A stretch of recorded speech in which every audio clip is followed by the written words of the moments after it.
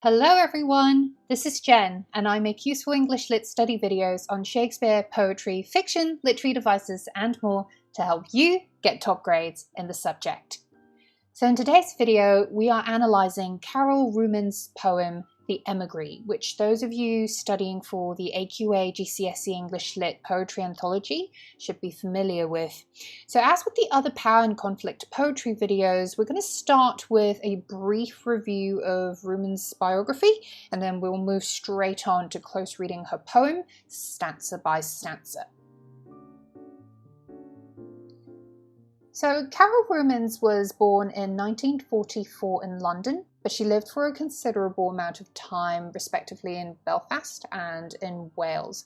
She's currently a professor of creative writing at the University of Hull, and what's interesting about her background is that she has travelled extensively across Russia and Eastern Europe, and much of her poetry shows a strong interest in foreign cultures and people. She published her first poetry collection, titled A Strange Girl in Bright Colours, in 1973, and she has since then been a prolific writer. So apart from poetry, Rumens has also written fiction and screenplays, including a novel titled Plato Park, published in 1987, which is about a love affair between a Russian journalist and an English woman, perhaps inspired by her personal experiences, we don't know.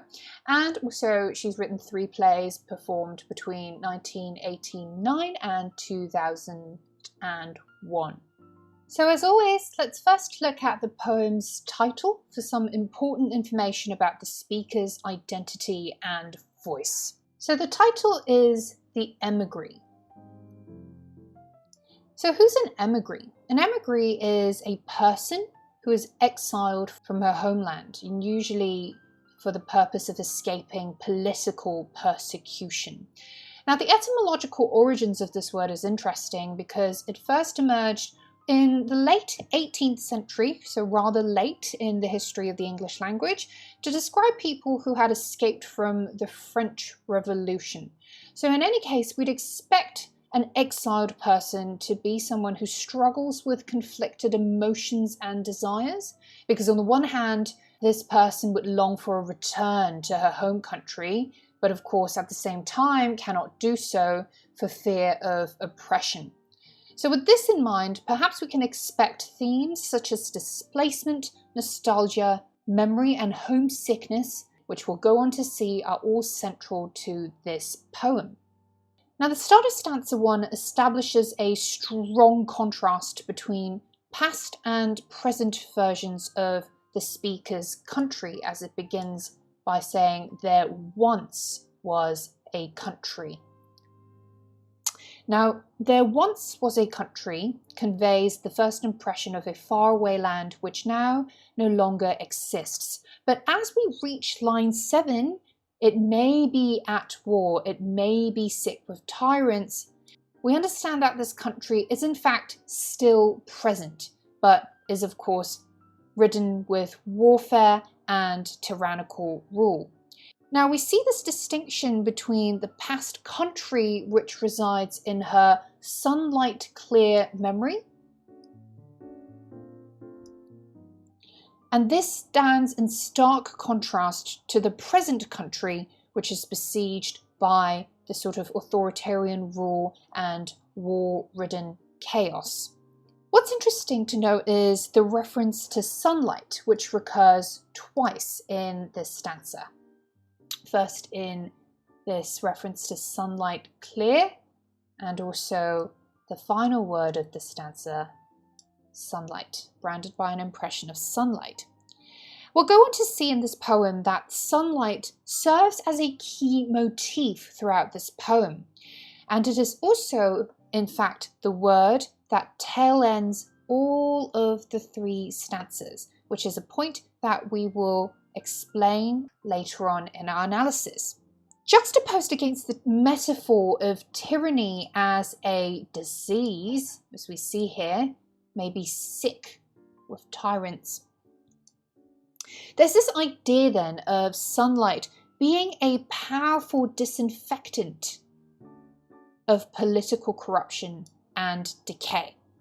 In fact, the speaker implies that sunlight possesses more destructive power than any tyrant, as evidenced by the phrase branded by, which means scorched by, as we can see from lines 7 to 8 when she says, "It may be at war, it may be sick with tyrants, but I'm branded by an impression of sunlight."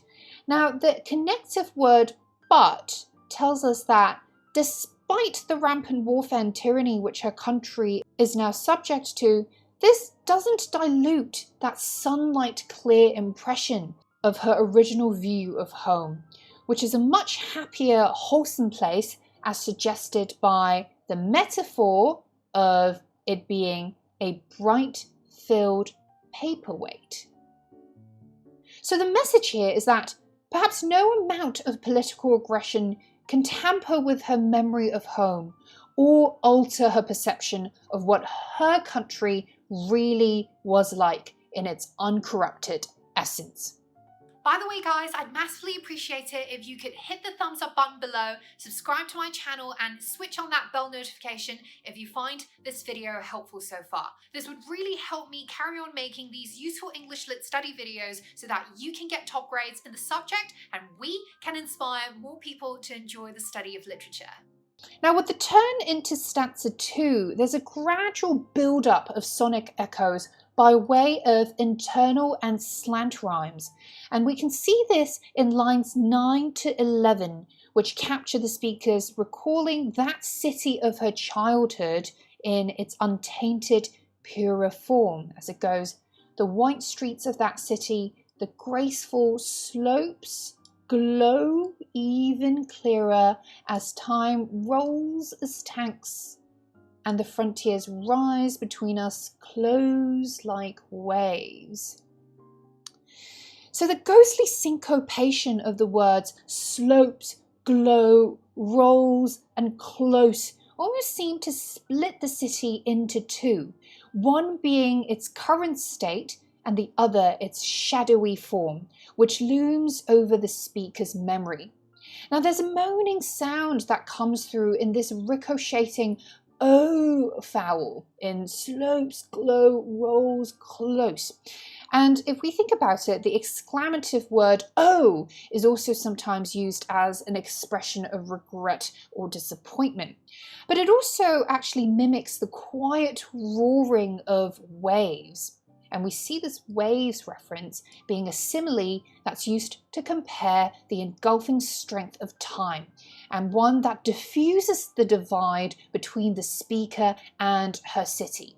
So contrary to the notion that the passing of time dilutes one's memory of the past, the more time passes, the closer we see the speaker feels to her home.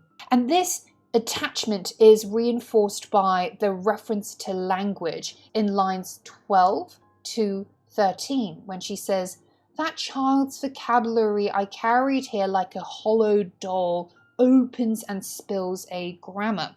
So this implies that while the speaker isn't well versed in her mother tongue because she left her country when she was very young, she's eager to gain proficiency in it because she says, "Soon I shall have every coloured molecule of it." This desire to become better at her mother tongue is a way for her to strengthen her attachment to her homeland despite her physical detachment from the place. But the language she remembers has now been outlawed by the tyrants, as she says, "By now a lie, banned by the state." And yet, this desire to master and to recover the language of her childhood, its traces linger so strongly it becomes an almost physical reminder of her uprooted condition.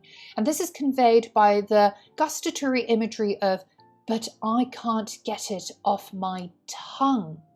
And also adding to this impression of a sticking, lasting sensation that she keeps feeling is this vivid slant rhyme of state and taste, as we see in these two words in lines 15 and 16. Now, with the turn into the third and final stanza, we see that the city comes alive through a series of personification. First, the speaker acknowledges a cold, hard truth. As an emigree, she will perhaps never be able to return to her homeland, as she says, "I have no passport. There is no way back at all." And as such, the only solace she can take is by clinging onto either a faint memory of a city that no longer is, or alternatively, by fantasizing the city coming to her. As she says, "But my city comes to me in its own white plane. It lies down in front of me, docile as paper. I comb its hair and love its shining eyes." From lines 18 to 20, we see that the city is compared to an innocent child or perhaps a peaceful dove. But the simile of docile as paper implies both the fragility and unreality of the speaker's dream, because paper, while white and unblemished, is also easily tearable and flat. And this pessimistic tone seems to continue throughout the final stanza as the speaker is taken back to the city of walls by my city. So the bifurcation between my city, her city of the past, and this besieged city of walls once again emerges to remind us of this distinction between what once was and what now is. And so she imagines hearing this onslaught of accusations from an unspecified they. But of course, this they we can infer as being those tyrants who now govern her city.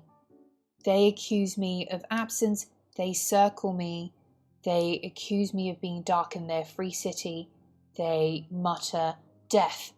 But their accusations are ironic, because while they accuse me of absence, she was exiled in the first place by circumstances. And while they accuse her of being dark in their free city, we know that the real darkness stems from the tyrant's stifling of their people's freedom. But the final line of this poem is interesting because it brings in an element of hope as the speaker imagines her shadow falling as evidence of sunlight, because it circles back to the earlier ideas established in stanza 1, which is that sunlight is the best disinfectant of decay, the idea of light exposing darkness, and of one person's hopeful conviction standing strong against the oppressive terror of an army of tyrants. Now, this also ties in with the formal observation we had made earlier, which is that each stanza ends with the word sunlight, as in lines 8, "But I am branded by an impression of sunlight," line 16, "But I can't get it off my tongue, it tastes of sunlight," and line 25, the final line, "And my shadow falls as evidence of sunlight." So a possible interpretation for this is that hope, which is here symbolized by sunlight, gets the final word, because no matter the amount of accusation, threat, or repression the speaker faces, she will always hold out for that day when her city, the city of her childhood before the tyrant's invasion, resurfaces once again, when she can finally return home as a free person. And finally, this idea of holding out for what seems like a distant, quixotic possibility is perhaps also reflected in the 9th line of the final stanza, which is actually one line extra compared to the previous 2 stanzas, which are 8-line octaves. And when we think about it, there is an elegant connection between this idea of hope and this protruding extra final line. Because hope, after all, is the act of holding out and reaching beyond what the current situation presents. And the fact that Rumens ends her poem with this additional line conveys subliminally the speaker's overflowing spiritual abundance in spite of the political destitution she now faces. And that's it for this video, guys. I hope you found my analysis of Rumens' poem, The Emigree, helpful for your studies. And as always, if you appreciate my work, please do hit the thumbs up button below, subscribe to my channel if you haven't already, and switch on that bell notification so you never miss any of my useful English Lit study videos.